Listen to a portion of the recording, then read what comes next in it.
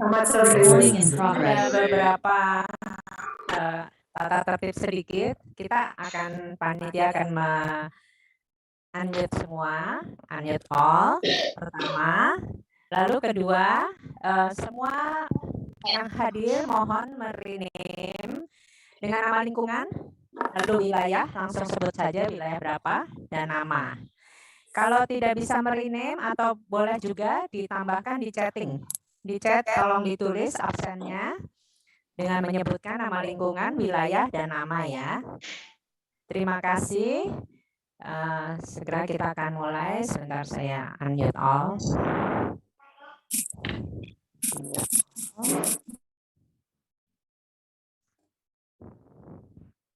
Selamat sore Romo Fernando yang menjadi moderator KKS pada sore hari ini dan mendampingi kami semua. Mari kita buka acara ini dengan doa pembukaan. Silakan Mbak Ima.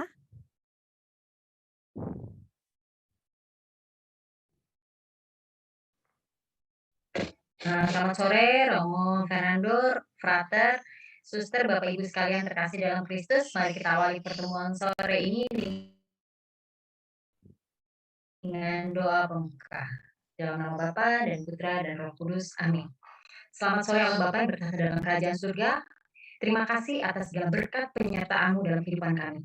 Pada sore hari ini, kami tim KKS Paroki Bintaro ingin mengadakan sosialisasi BKSN 2021 dengan tema Yesus Sahabat Seperjalanan Kita. Biarlah kiranya Allah Roh Kudus sering menuntun para narasumber dan kami semua yang mengikuti acara sore hari ini agar acara dapat berjalan dengan baik dan lancar. Doa ini kami sampaikan kepada Allah Bapa dengan perantaraan Tuhan kami Yesus Kristus. Amin. Dalam nama Bapa dan Putra dan Roh Kudus. Ya, Bapak Ibu nanti kalau ada pertanyaan silahkan ditulis di kolom chat untuk masalah teknisnya pertemuan lingkungan. Lalu kami serahkan untuk kata sambutan dari Romo moderator KKS Santo Matius Penginjil. Romo yang baru, sekalian memperkenalkan diri, Romo Fernando Abis, SX. Silakan Romo, di-unmute dulu. Enak saja ini. Belum dengar apa-apa, harus bicara sendiri. Selamat jumpa. Saya tidak tahu bagaimana mau memperkenalkan diri, tapi yang jelas nama baptis saya Fernando, nama keluarga saya Abis, atau dari lebah dalam bahasa Latin. Saya kurang lebih berjalan jauh lama sebelum sampai ke Bintaro untuk tugas. Ada hitung-hitung hampir 50 tahun, masih kurang 2 bulan. Sejak saya berangkat dari Eropa untuk menuju tanah misi. Akhirnya sekarang bertemu kita di sini. Baik, umur saya sedikit belum sampai 80, masih tinggal 2 tahun. Saya sudah menjalankan beberapa kerutusan, mulai dari Kepulauan Mentawai, melalui Yogyakarta dan lain sebagainya, akhirnya toh sampai di sini. Teman seperjalanan saya sampai sekarang, selain ya penyerahan diri kepada Tuhan, ketaatan dan sebagainya, yang pokok adalah memang sabda Tuhan. Sabda Tuhan menemani saya baik dalam masa bimbingan, dalam penghayatan sehari-hari, dalam perayaan Ekaristi setiap hari, dan lebih-lebih waktu memberi kesempatan untuk membaca dan menekuni sabda Tuhan. Memang dari pengalaman saya, tidak teman yang lebih setia dari sabda Tuhan. Saya berganti-ganti kenalan, teman, dan perhatian, tahu-tahu yang perlu ditinggalkan banyak, tapi tidak pernah ditinggalkan oleh sabda Tuhan. Maka pada bulan kita suci ini, ya justru kita akan merasakan atau berusaha untuk merasakan Tuhan yang mendampingi kita. Jangan takut, akulah Dia, kata Yesus. Dan mungkin juga menjualkan diri dengan orang Samaria yang menolong orang yang dalam kemalangan, ataupun kita-kita ini yang kebetulan pada masa ini kemalangan karena ketakutan akan COVID dan sebagainya. Tetapi sabda Tuhan bukan sekedar angan-angan Bapak Tua menemani, tapi harus kita juga menjamak. Kita harus membaca, dan syukur-syukur ada kesempatan untuk bertemu bersama, membaca bersama, mungkin saling bertanya atau sharing perasaan atau pesan yang kita terima dalam hati akan sabda Tuhan. Selamat menikmati persahabatan itu, tidak akan dikecewakan, tapi juga kita sendiri jangan mengecewakannya. Selamat jalan. Terima kasih banyak Romo untuk sambutannya. Selamat bergabung di KKS Santo Matius. Setelah ini kita mau mulai dengan presentasi. Silakan Bu Ana untuk di share screen. Bu Clarissa, saya lihat ada Pak Wisnu, wakil dari DPH. Mungkin Pak Wisnu mau menyampaikan sesuatu dulu. Silakan Pak Wisnu. Pak Wisnu, selamat. Ada yang mau disampaikan? Monggo. Ya, singkat saja. Terima kasih Bu Ana, juga Bu Clarissa, dan juga Romo Abis, Romo Fernando, dan juga para fasilitator paroki yang ya saya rasa wajahnya semangat. Ada yang baru saja sembuh, Pak Jarwotos, selamat ya Pak ya, sehat kembali. Saya rasa kita harus bersyukur untuk tahun ini. Terima kasih. Ya, tahun ini masih kita bisa bertemu lagi dengan bulan Kitab Suci Nasional kita, khususnya masih mungkin temanya masih sekitar bahwa Tuhan menyertai kita di masa pandemi ini. Ini suatu hiburan atau suatu kekuatan yang luar biasa untuk kita ya, menjalani kehidupan ini, saat-saat yang sulit ini kita masih ditemani dengan sabda Tuhan. Ya, saya hanya ingin teman-teman fasilitator bisa membawakan sabda Tuhan ini dengan penuh kegembiraan. Saya rasa dengan itu, dengan penuh kerendahan hati juga, sabda Tuhan bisa sampai kepada seluruh umat di paroki ini, ya, melalui lingkungan, melalui pertemuan lingkungan, sehingga semuanya akan selalu merasakan kegembiraan, suatu kesukacitaan karena Tuhan menyertai kita semua dengan sabdanya dalam suasana yang mungkin kurang baik ini. Itu saja Bu Ana, terima kasih. Saya lihat sudah pada mau cepat-cepat untuk mau melihat materinya yang benar-benar mengena untuk kehidupan kita saat ini ya. Monggo Bu Clarissa dan Bu Ana ya. Terima Selamat. kasih Pak Wisnu untuk sambutannya. Kita akan masuki bulan Kitab Suci Nasional. Oleh sebab itu kita akan menyampaikan kepada para fasilitator untuk materinya. Silakan Bu Ana. Baik Pak Wisnu, terima kasih banyak. Sungguh menarik ya yang disampaikan Pak Wisnu, bahwa semoga dalam bulan Kitab Suci ini kita bisa bersama-sama dengan teman-teman lingkungan untuk bersama membaca Kitab Suci dan penuh sukacita ya. Ini yang penting supaya kita juga nggak terpuruk di rumah hanya menyesalin atau mengutuki pandemi yang nggak kunjung berakhir ini. Saya akan share screen dulu.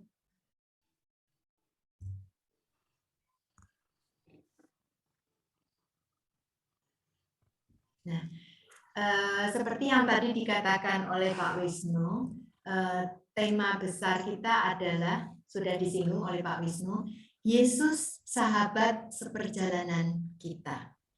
Jadi selama bulan Kitab Suci ini, semoga kita bersama-sama makin atau diteguhkan iman kita bahwa Yesus tidak pernah meninggalkan kita, karena Yesus adalah sahabat seperjalanan kita. Dan ayat emas yang harus kita pegang, tenanglah, aku ini, jangan takut. Ya, ini disampaikan oleh Yesus sendiri. para pastor yang menyiapkan bahan bulan kitab suci ini memang memilih tema besarnya Yesus, ya. Kenapa Yesus? Ya, Yesus Tuhan kita. Dan untuk itu kita harus juga mengenal Yesus lebih dalam ini. Semoga selama bulan kitab suci kita betul mengenal Yesus dan juga kita bisa seperti Yesus, ya. Kita bisa meniru, kita bisa meneladan, kita bisa melaksanakan perintah dan nasihat-nasihat Yesus. Karena karakter atau karena tokoh yang akan kita gumulin selama bulan kitab suci ini adalah Yesus, jadi tentu yang akan kita bahas adalah perikop yang ada dalam Perjanjian Baru, ya. Lalu masih sambung lagi sahabat. Nah, kalau kita bersahabat dengan sahabat kita ini kan pasti kadang kita curhat, ya, kita perlu curhat dengan sahabat kita. Tapi kadang di lain waktu kita juga perlu mendengarkan keluh kesah sahabat kita atau permohonan sahabat kita, sehingga terjadi interaksi, ya, ada keakraban, ada relasi, ada dialog antara sahabat tentunya. Lalu seperjalanan, kita juga tahu kalau seorang sahabat itu kan selalu bersama kita dalam suka dan duka. Maka cocok sekali tema ini bahwa Yesus adalah sahabat seperjalanan kita, khususnya di masa pandemi ini, di mana hampir pasti tak ada satu orang pun yang tidak terdampak oleh pandemi COVID-19 ini. Nah, dari tema besar ini, nanti kita akan lihat berikutnya subtema dalam setiap pertemuan. Pertemuan yang pertama, Yesus sahabat bagi mereka yang putus asa. Ya, ini diambil dari perikop Matius bab 14 ayat 22 sampai 33. Nanti kalau kita lihat itu ada perikop tentang Yesus yang berjalan di atas air. Ya. Di sini juga ditunjukkan bagaimana bahwa waktu para murid itu berada di dalam perahu, ada angin sakal, dan itu malam hari, gelap, laut bergelombang, tentunya mengerikan, ya. Tapi sebelum para murid itu mengundang Yesus, Yesus sudah datang untuk mereka. Jadi kita juga diingatkan, kita diteguhkan bahwa Yesus tidak pernah meninggalkan kita. Bahkan sebelum kita bersuara minta tolong, Yesus sudah tahu, Yesus datang untuk mengunjungi kita. Nah, nanti tergantung bagaimana kita mau menerima rahmat yang ditawarkan oleh Yesus. Begitu dari pertemuan pertama, ya. Pertemuan kedua, Yesus sahabat bagi mereka yang kehilangan. Dari Injil Yohanes bab 11 ayat 1 sampai 44, ini memang panjang sekali perikopnya, tapi sebetulnya ceritanya sudah sering kita dengar, cukup familiar buat kita semua, yaitu kisah Lazarus yang dibangkitkan oleh Yesus. Ya, yang utama di sini, yang menjadi penekanan di sini adalah bagaimana keluarga yang sedang kehilangan saudaranya Lazarus ini, Yesus sungguh bisa merasakan bagaimana kedukaan mereka. Yesus juga berduka bersama mereka. Yesus ikut menangis, ya, sehingga orang-orang yang melihat Yesus, kehadiran Yesus di situ mengatakan, lihat bagaimana begitu kasihnya dia kepada Lazarus, ya. Jadi Yesus mengerti suasana hati kita, mengerti kegalauan kita. Yesus sangat empati. Dia tidak pernah, dan dia menangis juga bersama kita saat kita sedih, kita menjerit, minta tolong dalam pandemi ini. Kemudian pertemuan yang ketiga, subtemanya Yesus sahabat bagi mereka yang menderita. Ini diambil dari kisah orang Samaria yang baik hati. Nanti Ibu Kris akan menjelaskan secara lebih detail untuk pertemuan ketiga ini. Dan pertemuan yang keempat adalah Yesus sahabat bagi mereka yang bertobat. Ini dari kitab Wahyu, agak sulit memang, tapi menarik karena pasti Bapak Ibu sering juga melihat lukisan di mana Yesus mengetuk pintu ya. Nah, itu menjadi ayat kunci juga ya. Lihatlah aku berdiri di depan pintu mengetuk ya. Ini tentang surat Yohanes kepada jemaat di Laodikia. Nah, pada sore hari ini tim KKS akan menyajikan subtema untuk pertemuan ketiga dan pertemuan keempat. Ya, jangan takut karena nanti video yang dari keuskupan juga akan kami bagikan sehingga para pemandu juga bisa belajar ya dari video yang akan kami bagikan setelah acara ini. Demikian juga acara sore hari ini juga kami rekam ya, jadi nanti bisa didengarkan ulang. Demikian, saya persilahkan Ibu Kris untuk menyampaikan pertemuan ketiga. Silakan Ibu Kris. Baik. Terima kasih Bu Ana untuk kesempatannya dan selamat sore Pastor, Bapak Ibu, salam sehat. Senang jumpa kembali walau secara virtual. Saya akan mencoba membantu menyampaikan pertemuan ketiga ini. Jujur ini bahan saya copy aja, ikutin berdasarkan ketika sosialisasi bersama keuskupan. Karena saya juga bukan ahli kitab suci, saya sampai rontok rambutnya nggak ngerti-ngerti, belajar terus. Jadi akan saya coba bacakan. Alurnya seperti biasa itu kan kita harus ikuti aturannya ya, bahwa ada pembukaan, lalu ada pembacaan teks, pendalaman teks, lalu ada sharing dan aksi nyata, lalu doa umat dan penutup. Nah, pertemuan ketiga ini tentang Yesus sahabat bagi mereka yang menderita. Bapak Ibu, situasi pandemi ini ya kan bukan hanya masalah kesehatan saja, tetapi kita dihadapi dengan situasi yang sungguh-sungguh membuat kita boleh dikata menderita dalam sisi ekonomi. Kita bisa melihat bagaimana banyak orang yang di PHK, bagaimana ekonomi kurang berjalan karena banyak dari penutupan beberapa aturan PPKM, terus kemudian pembatasan dan sebagainya itu akan membuat dampak ekonomi bagi kita semua. Tetapi di sini kita mau melihat sosok Yesus yang menjadi sahabat kita, ya kan? Yesus hadir, dia menjadi sahabat kepada kita yang menderita, terus mengajak kita untuk memahami keadaan ini dan merenung, ya.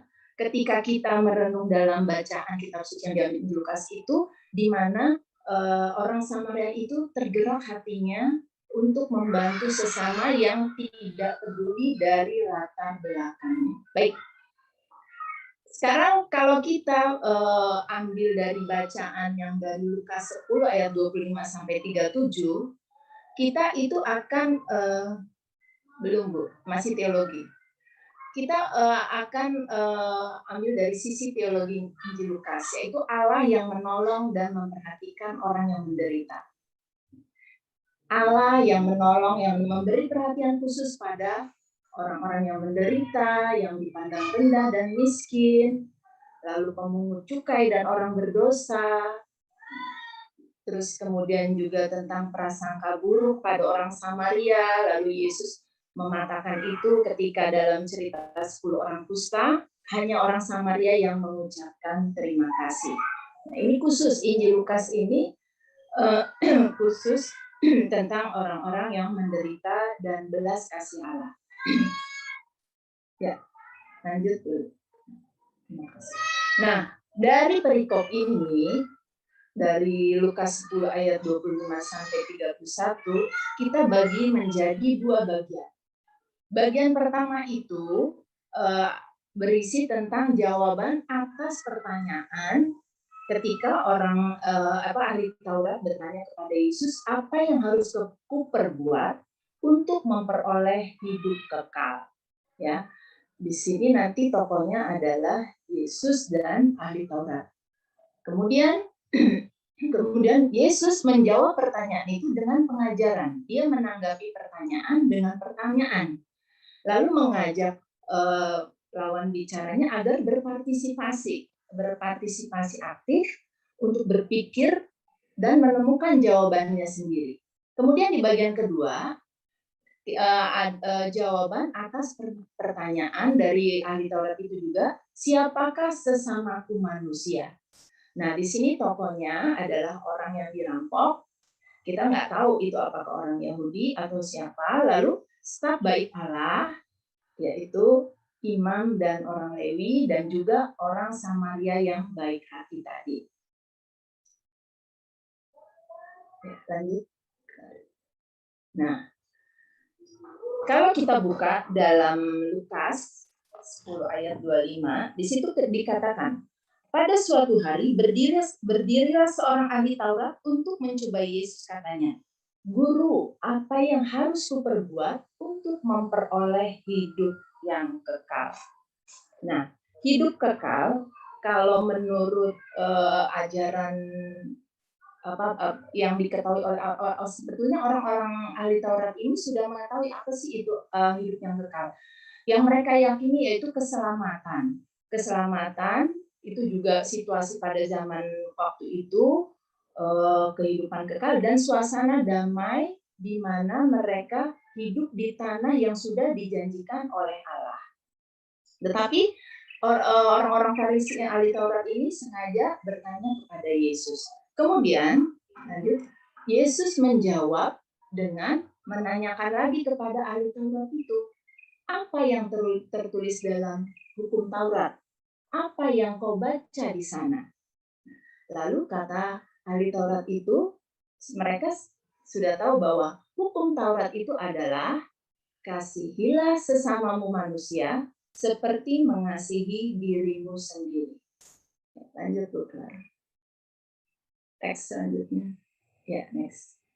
Nah, kasihilah Tuhan Allahmu dengan segenap hatimu dan dengan segenap jiwamu dan dengan segenap kekuatanmu dan dengan segenap akal budimu, dan kasihilah sesamamu manusia seperti mengasihi dirimu sendiri.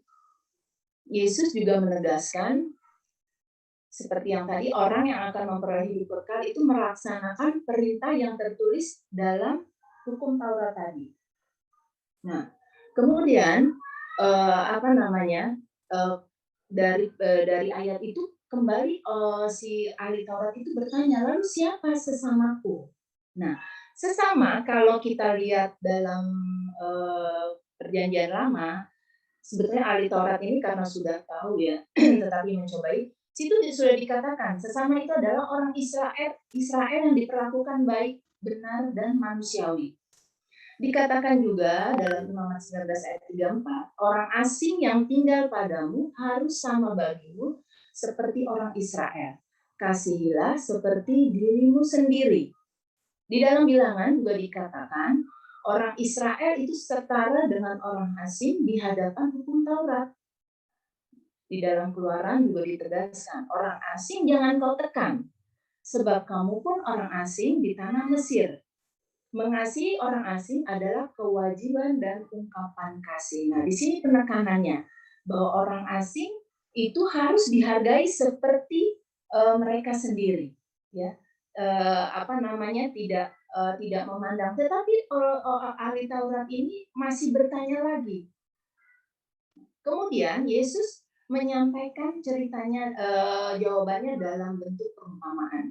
Karena kalau perumpamaan itu lebih mudah dalam kehidupan sehari-hari sehingga bisa dimengerti. Nah, diceritakan di situ di ayat selanjutnya dikatakan ada seorang yang turun dari Yerusalem ke Yeriko. Nah, ini dikatakan turun. Mau mengatakan bahwa Yerusalem itu adalah tempat yang lebih tinggi. Tidak diketahui apakah ini orang Yahudi atau siapa. Ya, dikatakan kalau kita melihat Yerusalem itu 750 meter di atas permukaan laut dan Yeriko berada di bawah 250 meter sehingga jalanannya menurun. Nah, dalam situasi keadaan seperti itu, tempatnya yang sepi, itu membuat para perampok itu lebih leluasa. Tidak ada orang yang lewat. Jadi kalau ada saya kira ini adalah seorang pedagang ya. Jadi dia turun mau ke kota Yeriko untuk mungkin berdagang. Lalu kalau dalam situasi seperti ini akan memudahkan bagi para perampok untuk menghabisi korban. Nah, kemudian orang itu yang tadi turun dari Yeriko dirampok. Dia dipukuli sampai habis-habisan. Bahkan bajunya pun diambil, lalu dia ditinggalkan sampai setengah mati. Nah, kalau keadaannya seperti itu, kalau dilihat dengan keadaannya seperti itu, jika tidak ada pertolongan, pasti orang ini akan menemui ajal. Nah, tetapi pasti jarang orang lewat di situ. Tetapi kemudian datang seorang imam. Imam ini baru turun dari Yerusalem melalui jalan itu. Kita tahu Yerusalem itu kan ada Bait Allah. Di sini pasti sebetulnya imam ini sudah menjalankan tugasnya ya. Nah, ketika dia melihat orang yang terkapar ini, dia hanya melaluinya, tidak peduli, tidak berusaha menolong, tapi justru menjauhi. Karena apa? Kalau yang sudah sering kita baca renungan, dikatakan bahwa imam itu kan, nanti kita lihat di sini teks selanjutnya ya. Nah kemudian selanjutnya orang yang kedua yang lewat adalah seorang Lewi. Orang Lewi ini adalah semacam asistennya imam, ya. Dia juga tugasnya membantu menyiapkan semua keperluan ibadah. Nah, para imam dan kaum Lewi ini itu tidak peduli juga. Mereka ini tokoh penting dalam agama Yahudi. Padahal mereka tahu hukum Taurat tadi yang tentang kasih, tetapi mereka tidak peduli. Kenapa mereka tidak menolong, tidak peduli pada orang yang tadi terkapar? Nah, karena apa? Imam itu taat pada hukum kemurnian. Imam ini di sini imam yang pada masa Israel ya. Dia itu menjaga diri agar tahir dan tidak najis, tidak menyentuh sesuatu yang membuat dia itu najis seperti darah, mayat, itu sudah ada di dalam bilangan. Lalu sebetulnya tugas imam itu sebetulnya wajib menguburkan mayat, tetapi dia tidak peduli apakah orang ini sudah mati atau belum. Begitu juga dengan orang Lewi, mereka tidak peduli. Nah, tetapi kemudian datanglah seorang Samaria. Nah, orang Samaria ini juga melewati tempat itu. Dia juga turun menuju Yeriko. Ini saya pikir juga pedagang, karena kalau dilihat dari bawaannya ya. Nah, kemudian kalau orang Samaria ini oleh orang Yahudi itu dianggap hina. Orang Yahudi tidak bergaul dengan orang Samaria.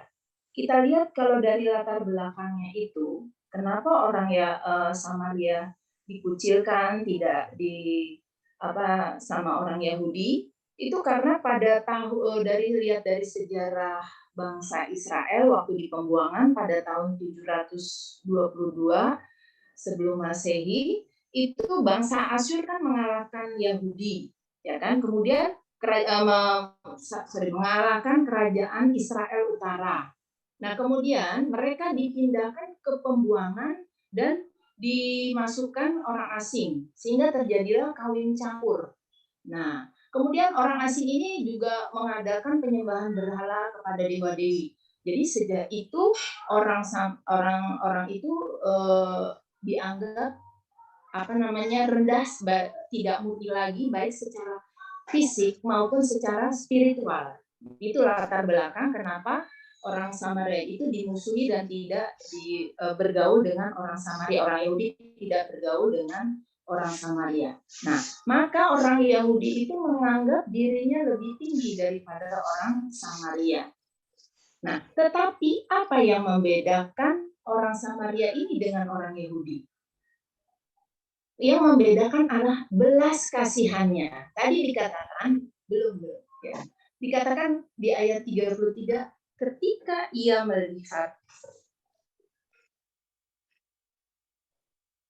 Lalu datanglah orang Samaria yang datang dalam perjalanan ke tempat itu, dan ketika ia melihat orang itu, tergeraklah hatinya oleh belas kasihan. Nah, di sini dia tergerak, dia tidak melihat siapa orang itu. Padahal kalau dia menolong, dia ada resiko untuk dirampok juga. Kita tahu tadi keadaan jalan itu sepi, dan kalau kita lihat dari bawaan barangnya, dia mungkin juga seorang pedagang, ya kan? Dia malah kemudian membalut lukannya dengan menuangkan anggur yang pada zaman itu mahal ya, tetapi bisa untuk mengobati luka. Nah, ini menunjukkan totalitasnya untuk menolong pada orang yang tidak dia kenal. Bahkan sampai dia membawanya, sampai dia membawanya ke penginapan. Kalau kita lihat, untuk mengangkat seorang ini yang terluka ke atas keledai, itu kan dibutuhkan perjuangan, susah gitu ya. Tapi ini dengan sepenuh hati, dengan tidak peduli keadaan, lalu seperti menolong orang yang dikenal, seperti menolong orang sahabatnya sendiri, totalitas. Kemudian dibawanyalah ke sebuah penginapan. Next. Nah, di sini ya 35, keesokan harinya ia menyerahkan 2 dinar kepada pemilik penginapan itu. Ya, di sini dia mau mengusahakan kesembuhan. Kalau kita tahu menurut kitab suci kan upah yang diberikan pekerja itu kan 1 dinar, berarti kalau 2 dinar ini sungguh sangat berharga ya. Dia mengupayakan semuanya itu agar si yang orang sakit itu sembuh, yang terluka tadi sembuh. Dia memberi pertolongan seperti kepada sahabatnya sendiri. Nah, next. Akhirnya dalam diskusi dari ahli Taurat kepada orang ahli Taurat dengan Yesus itu, ahli Taurat itu berkata, siapakah sesama orang yang menderita? Yesus bertanya kepada ahli Taurat itu. Nah, akhirnya oleh Yesus ditanya kembali. Nah, siapakah yang bertindak sebagai sesama? Bukan siapa sesamaku, tapi bagaimana aku bertindak sebagai sesama bagi yang menderita. Bukan memperlakukan orang lain sebagai objek, tetapi bagaimana saya berbelas kasih dan bertindak. Nah, di sini Yesus mau menekankan bahwa kita jangan memperlakukan orang lain itu sebagai objek, tetapi kita yang harus bertindak. Kita yang pada situasi saat ini yang mungkin adalah yang menderita, tetapi kita mau peduli kepada sesama kita yang juga menderita. Ditunjukkan oleh sikap orang Samaria tadi yang total. Ya, nanti mungkin Bapak Ibu bisa sharing tapi bukan di sini maksudnya dalam lingkungan, sharing banyak di situasi saat ini. Kita pun juga mengalami situasi yang menderita, tetapi kita diajak untuk tergerak hati juga dengan keadaan orang-orang di sekitar kita yang membutuhkan. Pasti banyak. Demikian Bapak Ibu penyampaian pertemuan ketiga. Terima kasih Bu Kris untuk materinya. Terima kasih. Kami serahkan untuk selanjutnya ke Bu Ana untuk materi yang keempat. Silakan.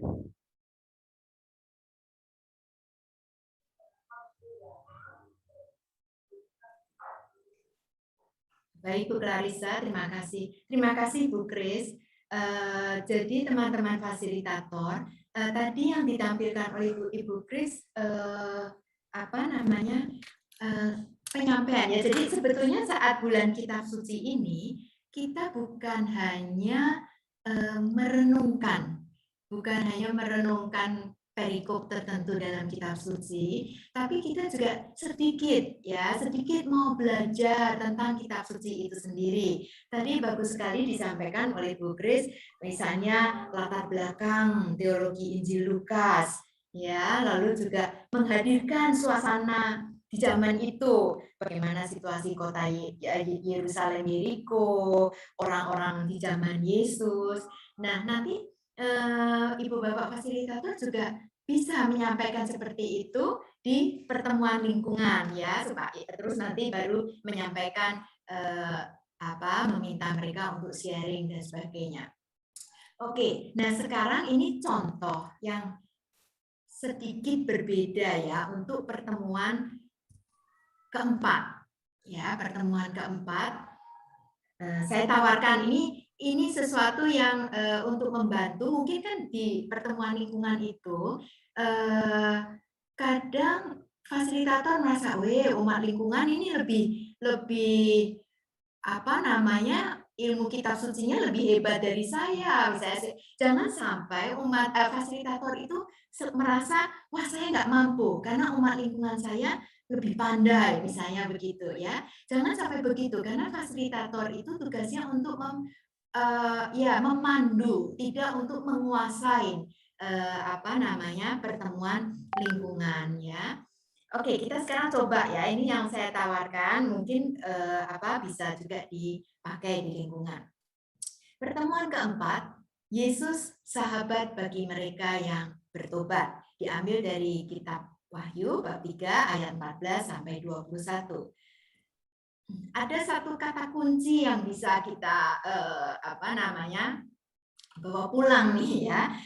Lihat, aku berdiri di muka pintu dan mengetok. Ya, ini untuk mengingatkan kita selalu bahwa inisiatif itu datang dari Yesus. Seperti tadi waktu di pertemuan pertama, waktu para rasul sedang galau di tengah badai, Yesus datang tanpa mereka minta, ya. Oke. Berikutnya lagi. Nah, alur pertemuan lingkungan itu kira-kira seperti ini. Pembukaan, lalu pembacaan teks kitab suci, ya, setelah dibaca bersama, nanti kita masuk ke dalam pendalaman, ya, pendalaman teks kitab suci, lalu sharing dan aksi nyata. Ini penting sekali.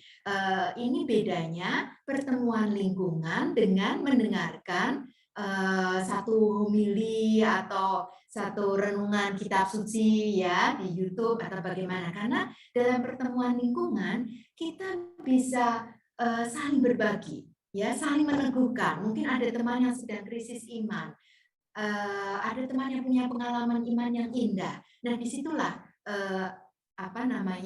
indahnya pertemuan lingkungan.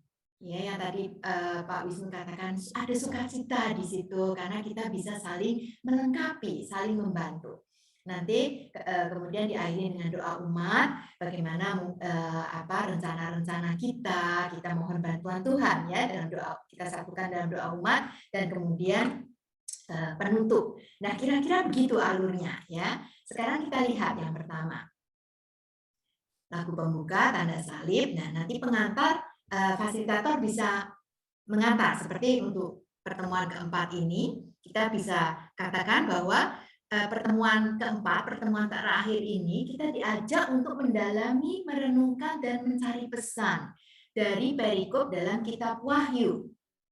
Ya, kitab Wahyu ini untuk bab 3 ayat 14-22 ini adalah surat Yohanes yang ditujukan kepada jemaat di Laodikia. Sebetulnya Yohanes menulis 7 surat, salah satunya adalah ini. Ya, ada untuk umat di Efesus, di Smyrna, dan masih banyak lagi, total ada 7. Dan itu kalau sekarang ini lokasinya ada di daerah Turki. Ya. Surat ini kurang lebih relevan dengan situasi gereja dan masyarakat kita sekarang ini. Karena pandemi, sebagian umat Katolik bisa jadi mulai kehilangan semangat untuk menjadi murid dan saksi Kristus.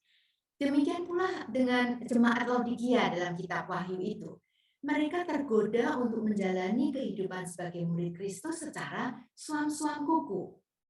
Nah, melalui surat ini kita diminta seperti umat Laodikia untuk menjalani hidup sebagai pengikat Kristus dengan penuh semangat dan terus-menerus mengusahakan pertobatan, ya, karena situasinya mirip nih kita dengan jemaat di Laodikia saat itu.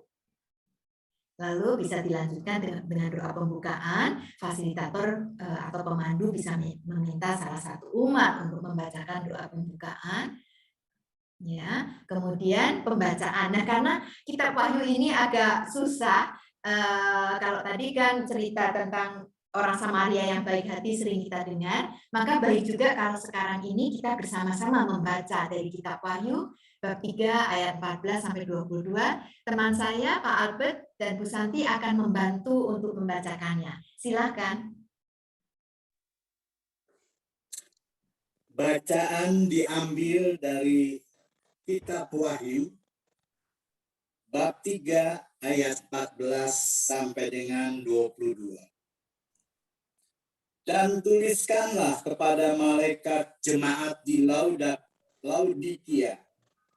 Inilah firman dari Amin. Saksi yang setia dan benar. Permulaan dari ciptaan Allah. Aku tahu segala pekerjaanmu. Engkau tidak dingin dan tidak panas. Alangkah baiknya jika engkau dingin atau panas. Jadi, karena engkau suam-suam kuku dan tidak dingin atau panas, aku akan memuntahkan engkau dari mulutku. Karena engkau berkata, aku kaya, dan aku telah memperkaya diri. Aku tidak kekurangan apa-apa, dan karena engkau tidak tahu bahwa engkau melarat dan malang, miskin, buta, dan telanjang. Maka aku menasihatkan engkau, supaya engkau membeli daripadaku emas yang telah dimurnikan dalam api, agar engkau menjadi kaya, dan juga pakaian putih, supaya engkau memakainya, agar jangan kelihatan ketelanjanganmu yang memalukan, dan lagi minyak untuk melumas matamu, supaya engkau dapat melihat. Barang siapa ku kasihi, ia ku tegur dan ku hajar. Sebab itu relakanlah hatimu dan bertobatlah. Lihat, aku berdiri di muka pintu dan mengetok. Jikalau ada orang yang mendengar suaraku dan membukakan pintu, aku akan masuk mendapatkannya, dan aku makan bersama-sama dengan dia, dan ia bersama-sama dengan aku. Barang siapa menang, ia akan kududukan bersama-sama dengan aku di atas tahtaku, sebagaimana aku pun telah menang dan duduk bersama-sama dengan Bapakku di atas tahtanya. Siapa bertelinga, hendaklah ia mendengarkan apa yang dikatakan Roh kepada jemaat-jemaat. Demikianlah sabda Tuhan. Syukur kepada Allah. Terima kasih Pak Albert, Bu Santi. Ya, bacaannya cukup panjang. Mari sekarang kita coba ya, lihat satu persatu. Nah, nanti dalam pertemuan lingkungan, pemandu ini kan umat sudah membaca ya, tapi kan membaca sekali itu bisa jadi belum jelas atau belum mengerti betul, mungkin ada yang kurang konsentrasi, maka kita bisa coba baca ayat per ayat ya, dengan pemandu bisa mengajukan pertanyaan-pertanyaan seperti misalnya ini. Tadi di ayat 14, Apa arti sebutan dan gelar Yesus Kristus sebagai Amin? Tadi kan disebutkan ya, Amin. Saksi yang setia dan benar. Permulaan dari ciptaan Allah. Nah, kita menunggu umat, mungkin ada yang menjawab ya. Tapi juga jangan takut dengan keheningan. Kalau umat masih diam-diam, nggak apa-apa, tunggu sebentar ya. Mungkin kita bisa amin. Kita sering kalau doa diakhiri dengan kata amin, misalnya gitu. Jadi untuk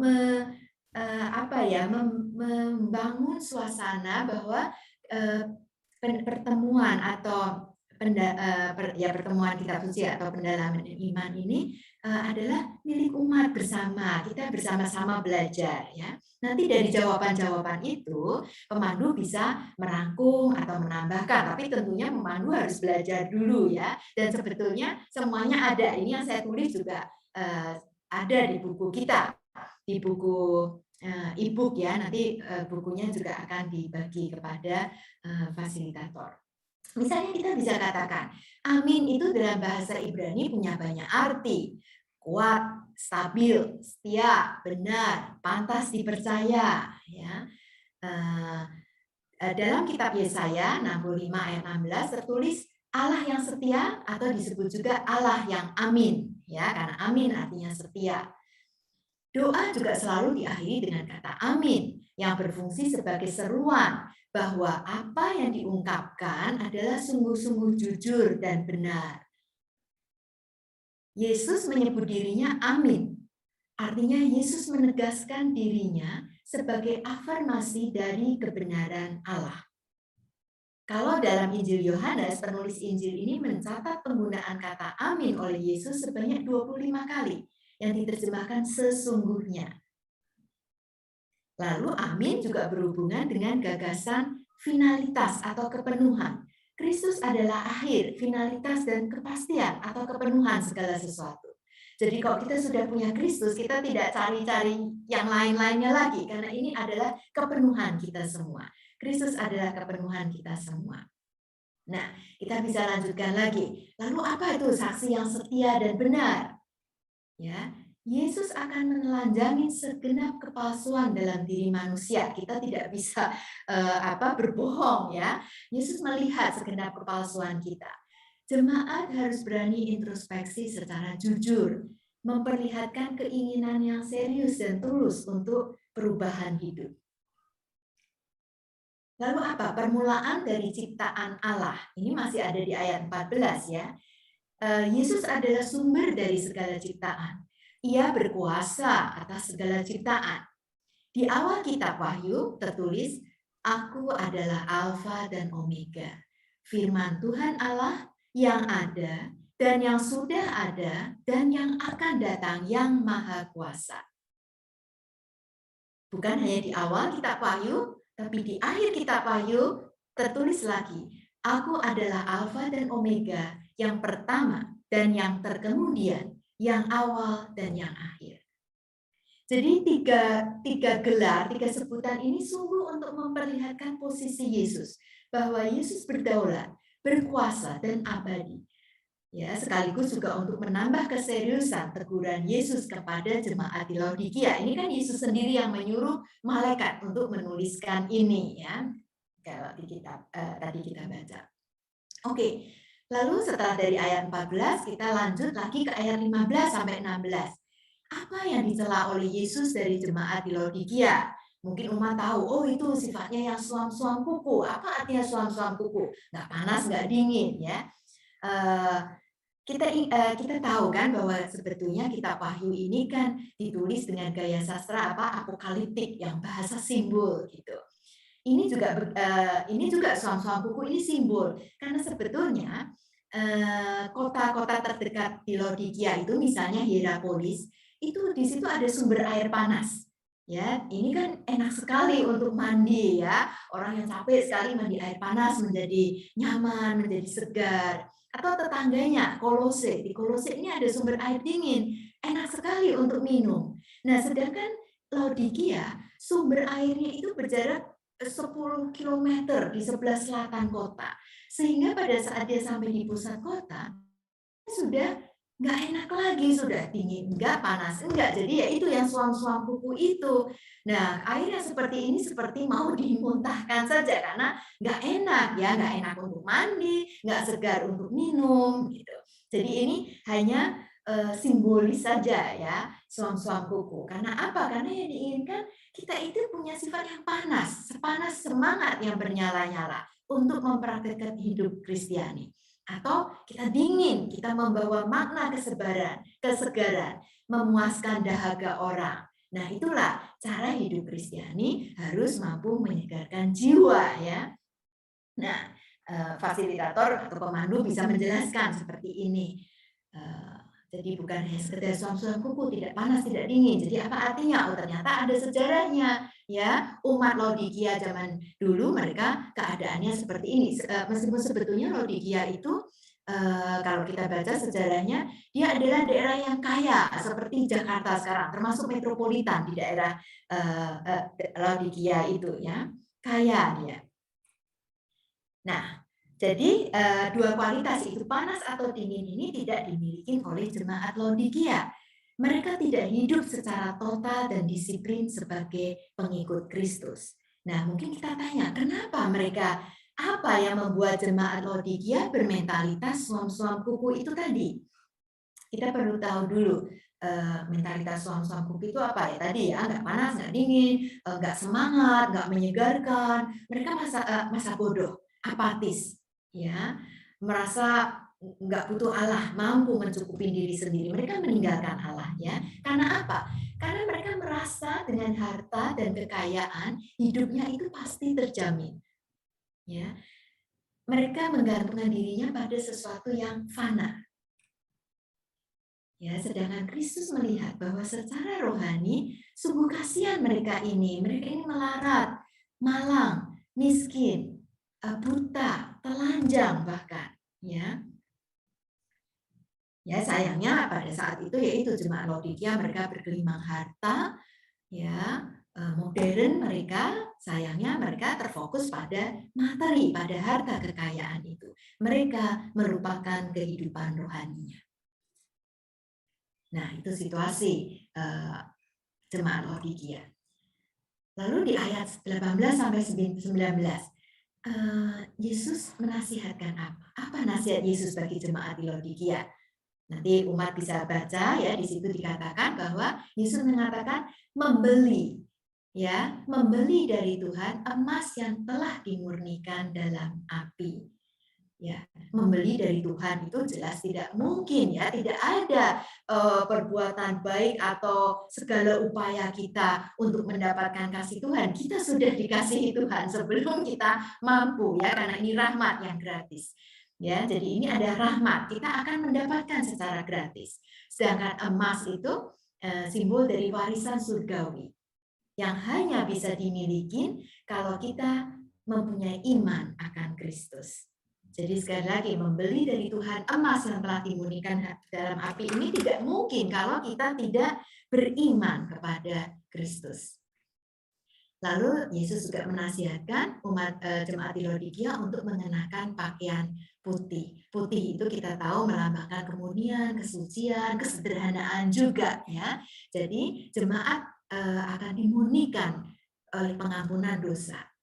Dan mereka bisa memulai hidup pertobatan. Lalu nasihat berikutnya lagi, mengolesi mata dengan minyak. Ini juga mungkin agak istimewa kan, apa mata ya. Tapi kalau sejarahnya saat itu dulu Laodikia itu adalah produsen minyak untuk obat mata yang terkenal di Asia Kecil.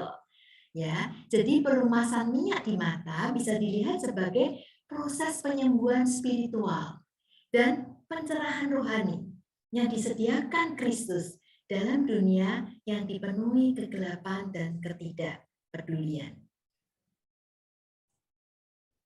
Lalu nasihat berikutnya, relakanlah hatimu dan bertobatlah. Relakanlah dari bahasa Yunani selio, saya nggak tahu persis itu mengucapkannya, tapi artinya bersemangatlah, bernyala-nyalalah. Ya, jangan loyo, bertobatlah itu kata metanoia dari bahasa Yunani juga, artinya perubahan cara berpikir. Jadi perubahan sikap dan perilaku itu juga harus didasari oleh perubahan cara berpikir dan cara pandang. Ya, kalau cara pandang dan cara berpikir berubah, pasti perilaku juga akan berubah. Misalnya apa? Misalnya cara pandang mereka tentang harta kekayaan. Ya, buat mereka harta kekayaan itu untuk menyelamatkan mereka dan mereka meninggalkan Allah. Bukan cara pandangnya sebaliknya. Harta kekayaan yang mereka terima itu sebagai anugerah rahmat Allah itu dipakai untuk memuliakan Allah. Ya, kalau cara pandangnya seperti itu, pasti mereka akan menikmati damai sukacita, ya, bukan suam-suam kuku itu tadi. Oke, lanjut.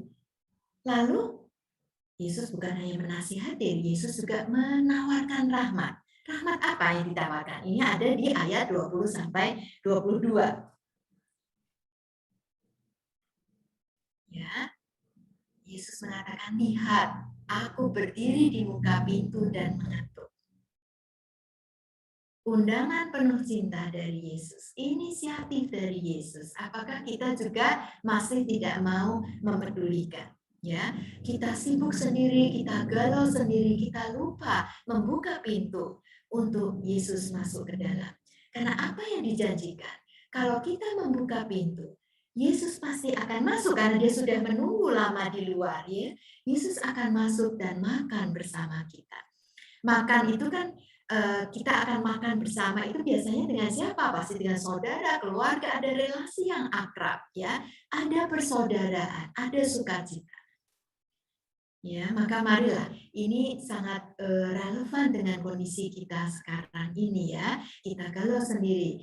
Jangan sampai kita galau sendiri. Mari kita bersama-sama, ya, saling meneguhkan. Kita membuka pintu hati kita untuk Yesus masuk ke dalam supaya damai sukacita itu sungguh menjadi milik kita. Karena Yesus juga menjanjikan kita akan menjadi pemenang, duduk bersama Kristus. Ya. Kita semua bersama Kristus kita diajak untuk jadi pemenang atas godaan duniawi, kesombongan dan dosa-dosa lainnya.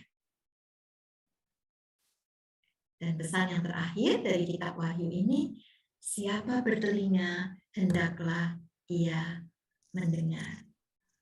Ya. Nah, kira-kira demikian pemandu, para fasilitator kitab suci. Pertanyaan-pertanyaan ini bisa menjadi untuk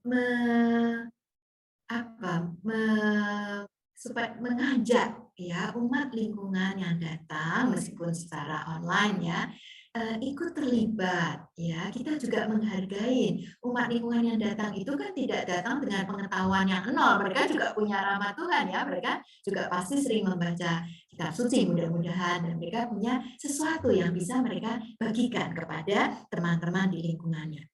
Nah, tapi ini nih yang penting tahap ini, ya, sharing dan aksi nyata. Jangan sampai perjumpaan kita dalam pendalaman kitab suci selama bulan kitab suci ini hanya sampai pada sharing-sharing, diskusi, wacana, ya. Tapi baik kita juga saling meneguhkan, saling mengingatkan. Bisa jadi aksi nyata itu tidak selalu, mungkin bisa saja aksi nyata untuk pribadi, wah saya ini masih pemarah, saya kurang kasih atau mungkin kurang doa, ya, nanti bisa saling membantu, saling, bagaimana dengan komitmen kamu selama ini misalnya, ya, apa yang sudah ada kemajuan apa. Nah, itu kalau memang kita menganggap teman-teman lingkungan kita itu sebagai saudara, ini akan bisa menjadi satu perjumpaan yang saling meneguhkan iman, ya. Nah, ini pertanyaan-pertanyaan yang tentunya bisa menjadi sharing iman, ya, menjadi pembicaraan yang akrab, ya. Pertanyaan-pertanyaan ini cukup banyak, tapi bisa kita bahas satu-satu atau teman mau mulai dari yang mana, nggak harus urut, ya. Ya, pertanyaannya sih bisa kita baca, apakah problem yang dihadapi oleh jemaat Laodikia juga aku alami sekarang ini. Nah, kenapa ditulis di sini kata aku ya, supaya sharing ini adalah milikku. Jadi juga jangan didebat ya. Ini adalah milikku, ini yang ingin saya sampaikan, yang saya bagikan. Ya, kalau sharingnya pengalaman kekeringan iman dia juga harus kita hargain ya. Berikutnya, misalnya dalam pengalaman hidupku, apakah nafsu serakah akan harta dan kekayaan mengikis iman dan kepercayaanku kepada Tuhan?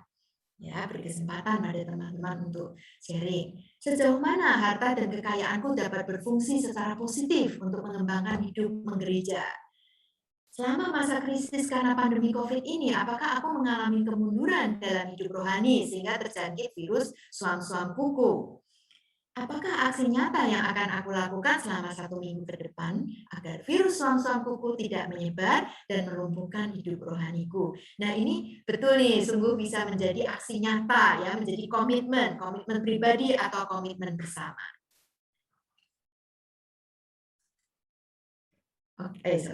Oke. Nah, kemudian berikutnya bisa ditutup dengan doa umat, doa penutup, dan lagu penutup. Ya, saya kira demikian dari saya untuk pertemuan keempat ini. Semoga membantu para pemandu kitab suci lingkungan untuk memandu lingkungannya ya.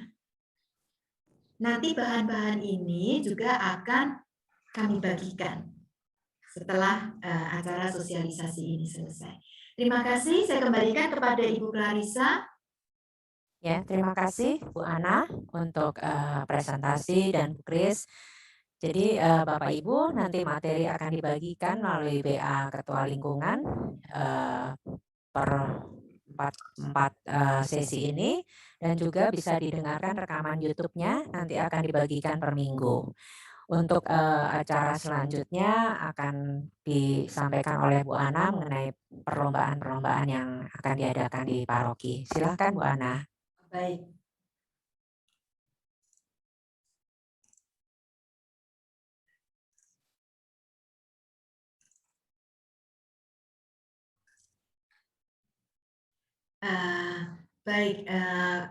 Bapak Ibu Ketua Lingkungan dan juga fasilitator lingkungan, kita ini dalam bulan kitab suci, yang pertama-tama tentunya terima kasih ya untuk para peserta atau lingkungan-lingkungan yang sudah mengirimkan video lomba tutur kitab suci.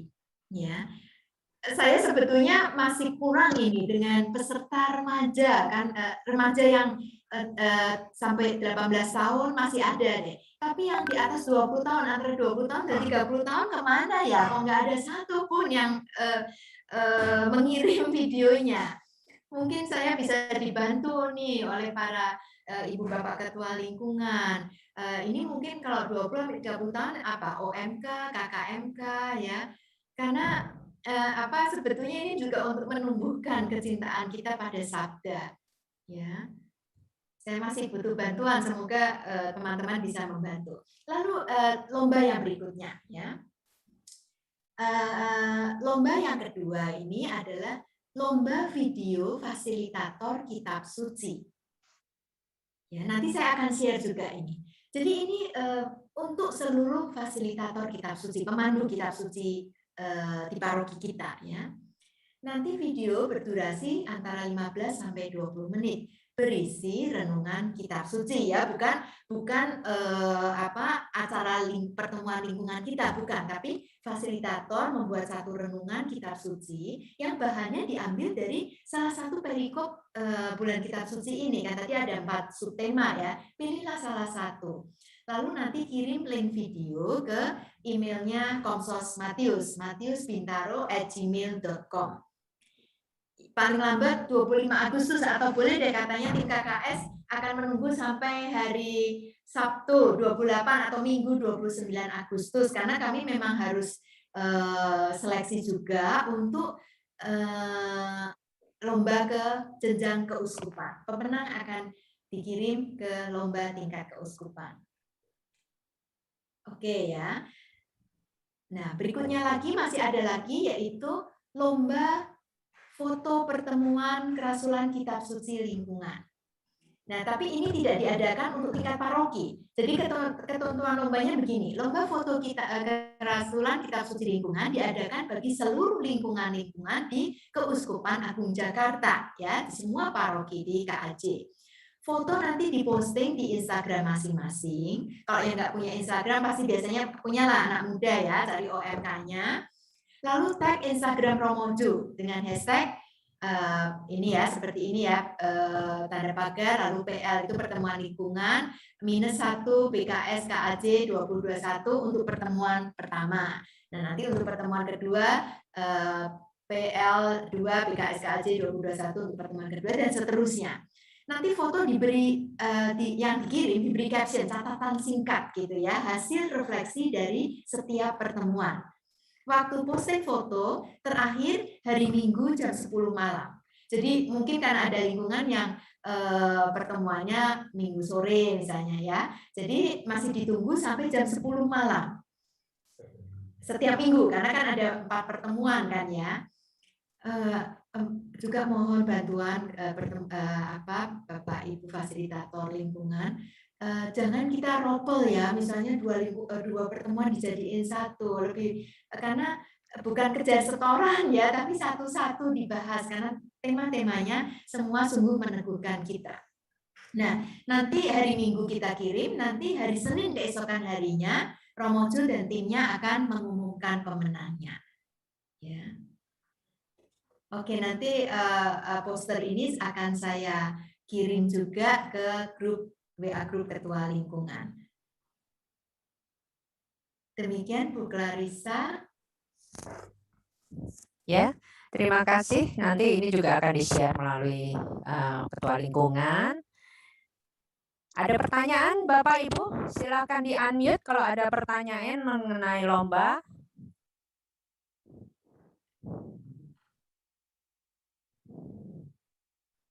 Bisa raise hand pakai emoticon.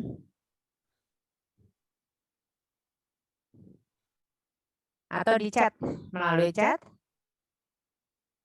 Mungkin Bu Maria sudah menyimpan set pertanyaan, ada nggak Bu Maria? Kalau ada boleh, kalau ada. Pertanyaannya tadi sudah dijawab sama Bu Clarissa Bu, mengenai apakah bahan akan dikirimkan ke lingkungan. Oh iya. Kemudian acara ini apakah ada link YouTube-nya? Oke. Ada 2 pertanyaan itu. Sudah terjawab ya Bu ya? Ya. Ya, Pak Mul, silakan Ya. Pak Mul. Ya, terima kasih Bu. Ini kan kebanyakan pertemuan kan pasti via Zoom ya. Sementara yang hadir pada saat Zoom itu setiap lingkungan itu paling sepertiga daripada biasanya. Ada nggak cara yang bagus untuk yang tidak bisa melakukan Zoom?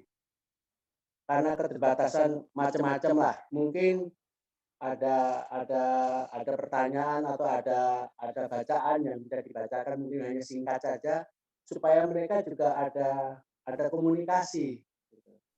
Karena mereka betul-betul kalau Zoom ya karena keterbatasan mungkin peralatan dan sebagainya, jadi dia nggak bisa ngapa-ngapain. Kalau bisa KKS bisa menyapa lah, nggak tahu bentuknya seperti apa, saya nggak ngerti. Tidak ya, terima kasih. Iya. Iya, paham Pak Mul, karena memang kondisinya seperti ini ya. Nanti memang ada video-video yang akan kami bagikan, itu dibuat oleh Komisi Kerasulan Kitab Suci KAJ. Nah, kalau terpaksa sekali, bisa juga keluarga ya. Jadi kalau mereka tidak bisa ketemu ke lingkungan karena faktor-faktor ya banyak faktor lah, bisa juga bagus juga untuk keluarga. Bahannya ada Pak Mul karena ada video ya untuk renungan tiap subtema itu ada. Nah, nanti tinggal keluarga itu bisa sharing ya. Indah sekali kalau itu bisa dilakukan loh ya untuk orang suami istri dan anak-anak. Ini menjadi perjumpaan yang mungkin menjadi rahmat selama pandemi ini. Jadi kita jangan hanya melihat susahnya, tapi bagaimana justru pandemi ini mempersatukan keluarga.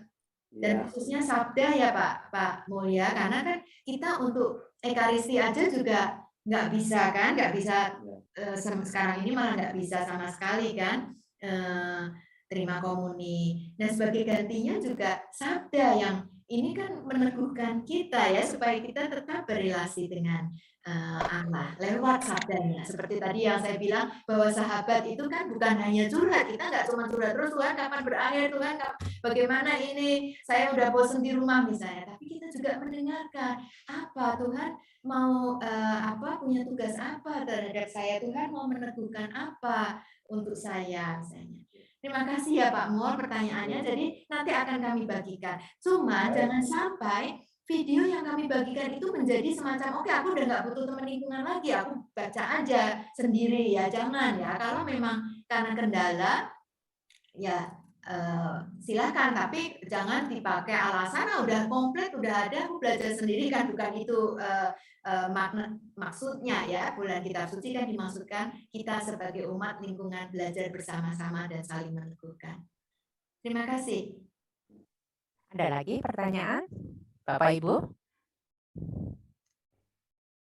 Jadi nanti kalau sudah selesai pertemuan, mungkin ada beberapa yang tidak hadir, bisa dijapri melalui WA, bahannya di sana juga bisa menonton atau membaca sendiri.